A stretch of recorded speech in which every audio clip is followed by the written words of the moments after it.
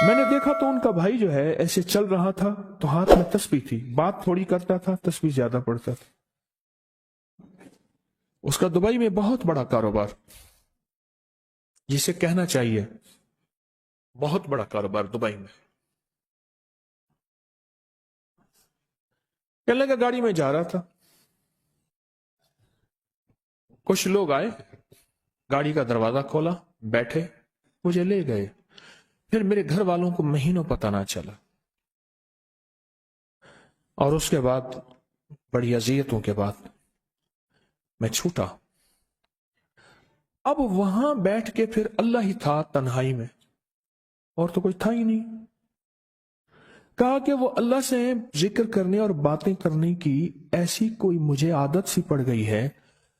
अब लोग मुझे कहते हैं कि आप जेल की अजियतों की वजह से खामोश हो गए हैं। मैं लोगों को लाख कहता हूं, नहीं, वो मानते नहीं। जैसे ना बंदा कोई गम की वजह से बाजों का इतना चुप हो जाता है, वो क्यों कहते हैं उसे चुप लग गई है, खामोश हो गया है। कहा कि मैं लोगों को कहता हूं, नहीं, मैं जेल की वजह से खामोश नहीं हूं। उस कैद ने, उस जेल ने मेरे ऊपर जो आजमाइश भेजी है, उस कैद ने और जेल ने मेरे ऊपर जो आजमाइश भेजी है, और मैं फिर वहां जिक्र का आदी बना, दुआओं का आदी बना, तस्बीह का आदी बना, आमाल का आदी बना, और वो आदत सी पड़ गई है। और वो आदत सी ऐसी पड़ी है कि बस सारा दिन अब उसी में लगा रहता, सारा दिन अब उसी जिक्र में और उसी याद में मैं लगा रहता।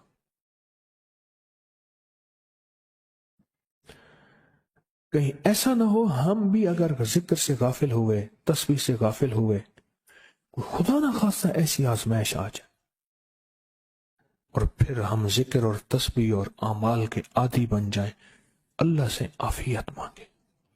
और अगर हमारी जुबानों पे तस्बीह जिक्र आ गया है आफियत के दिनों में, तो समझ लें ये उसकी अता है, ये उसकी नेमत है, ये उसकी करीमी है, ये उसका फजल है। उसने बहुत बड़ी आजमाइश से पहले हमारे ऊपर इतना करम कर दिया, उसका बहुत बड़ा करम है।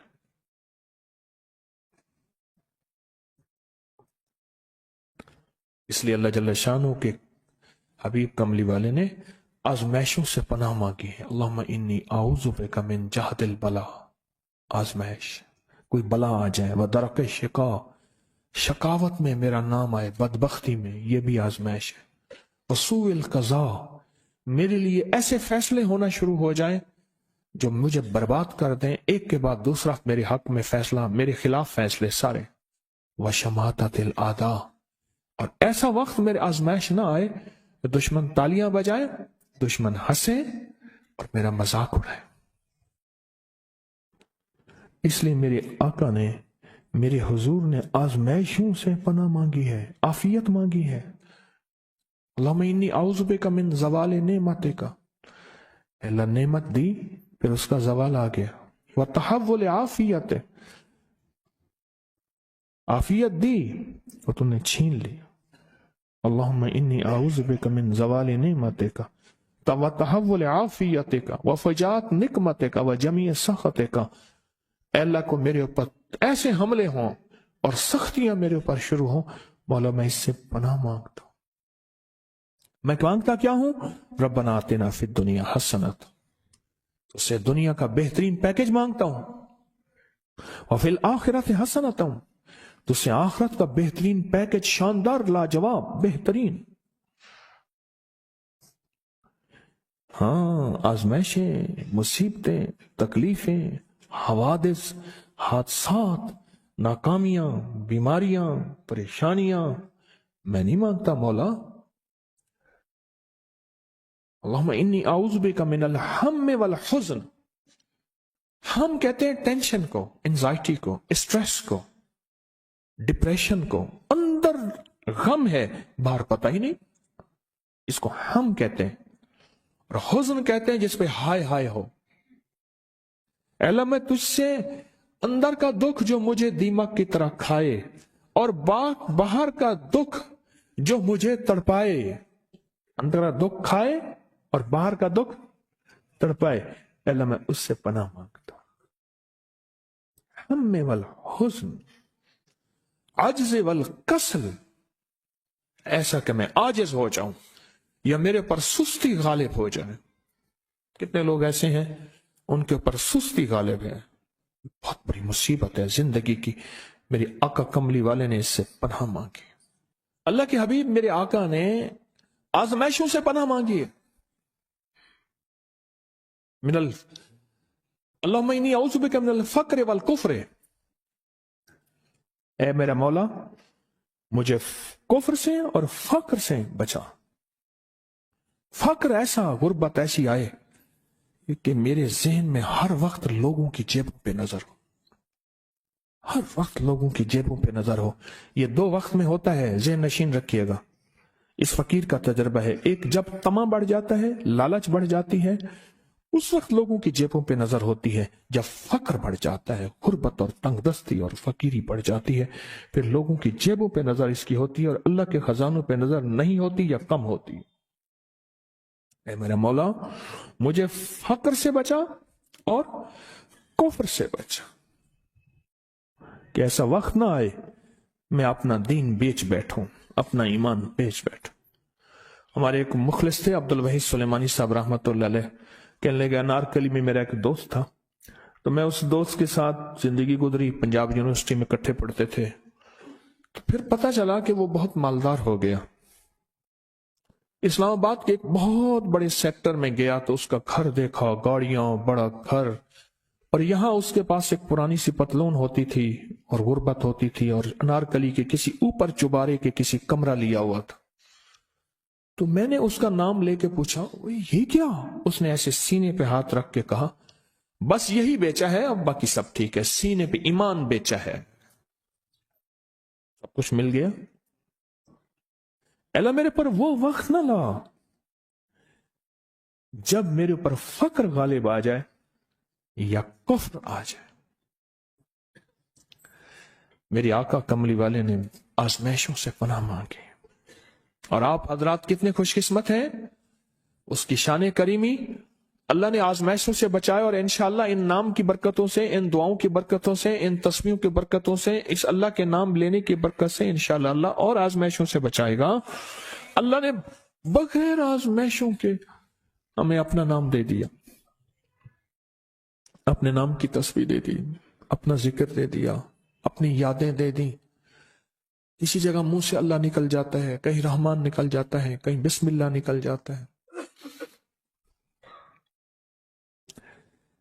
ابو عبداللہ مغربی فرماتے ہیں میں نے رسول اللہ صلی اللہ علیہ وسلم کو خواب میں دیکھا، عرض کیا مجھے اللہ سے ایک حاجت ہے، کس وسیلے سے دعا مانگوں؟ عرض کیا مجھے اللہ سے ایک حاجت ہے، کس وسیلے سے دعا مانگوں؟ کوئی عمل بتا دیں، کوئی وسیلہ بتا دیں آقا۔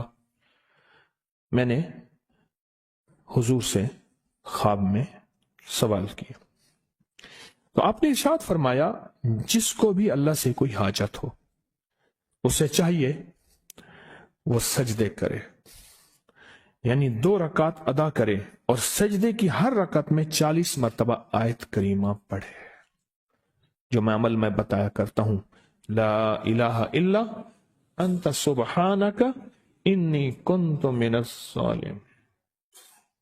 جب بھی کوئی مشکل ہو، الجھن ہو، پریشانی ہو، کوئی تکلیف ہو، کوئی مسئلہ ہو، تو میرے حضور نے فرمایا کہ تو ایسا کر، تو ایسا کر، تو کیا کر، تو نفل پڑھ، ہر رکعت میں سبحان ربی العلیٰ کے بعد 40 مرتبہ آیت کریمہ پڑھ، اور پڑھ ایسے ڈوب ڈوب کے، مانگ مانگ کے، گڑ گڑا کے، بھیکاری محتاج سائل اور منگتا بن کے پڑھ۔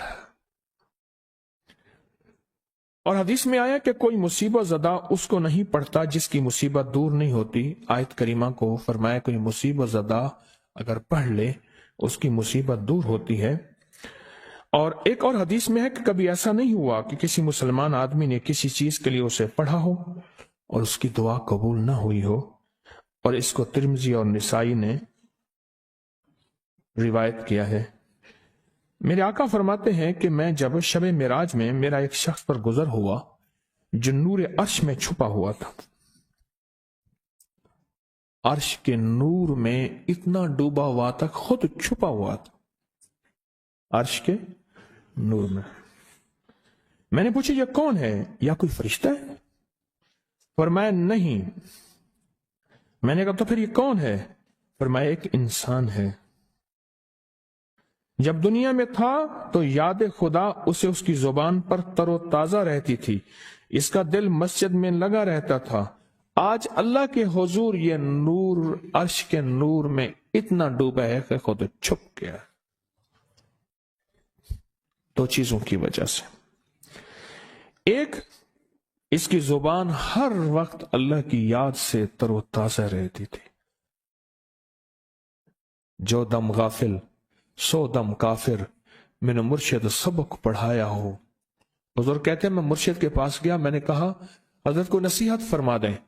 فرمایا میری نصیحت یہی ہے، جس دم غافل ہوگا سمجھ لے وہ دم تیرا کافر ہے، اور کافر کے معنی اصل ہیں انکار کے، وہ تیرا دم اللہ کے ساتھ جڑا ہوا نہیں ہے۔ اور میں ذکر کرنے والوں کی مثال زندہ کی ہے اور ذکر نہ کرنے والوں کی مثال مردہ کی ہے۔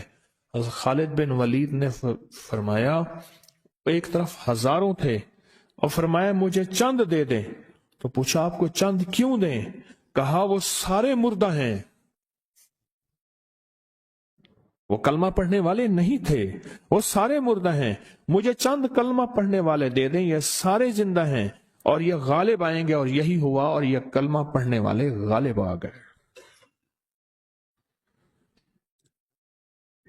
آپ نے فرمایا کہ غافلوں کے درمیان اللہ کی یاد میں لگا رہنے والا ایسا ہے جیسے